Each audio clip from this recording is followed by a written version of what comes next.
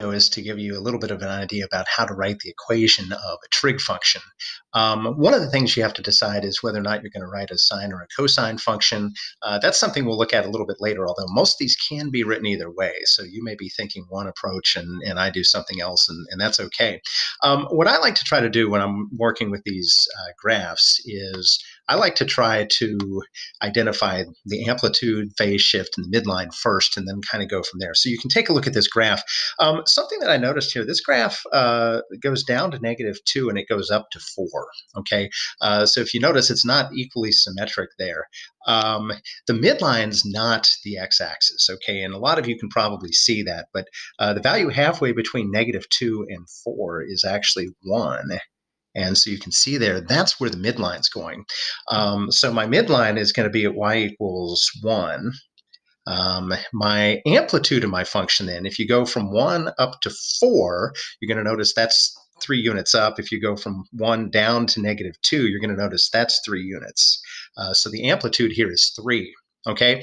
Now, if you're working with a sine function, the sine function normally, if you think about what the sine function looks like, the sine function normally is going to cross through the origin, and it's going to do that sort of thing.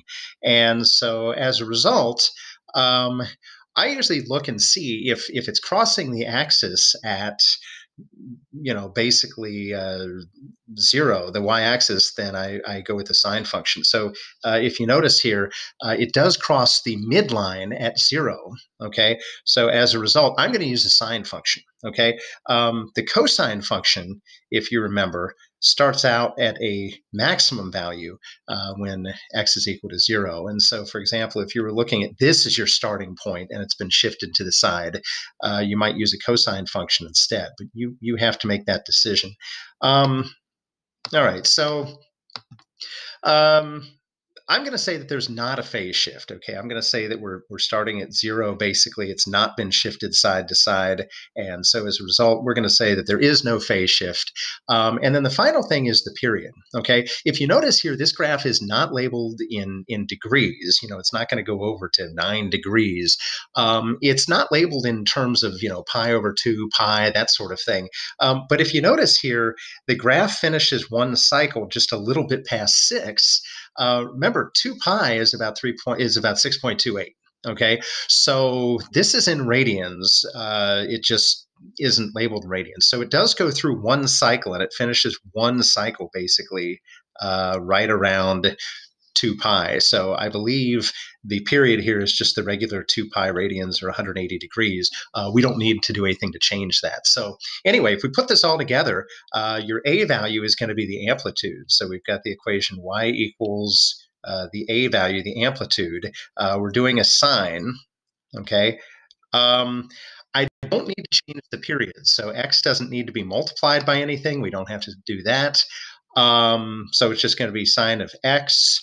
And then the whole graph has been shifted up 1 unit, okay? We've got that midline at y equals 1, so I'm going to add 1 there. So the final equation is y equals 3 sine of x plus 1. Now, you could have done a cosine, okay? If you could tell, the cosine starts out at an x value of 0. It starts out at a max. If you could figure out how far over that high point is, the 3 would be the same, the 1 would be the same. You would have to do a horizontal translation, basically, if you're going to do a cosine function, and you would have to figure out how far over that was shifted. You would have to be careful because, again, you don't want to assume what that point is. If you can't really tell, is it shifted over pi over 2 or something like that, you want to try to do something that doesn't involve making guesses. So anyway, pretty basic equation, but I think that's a pretty good example for starters.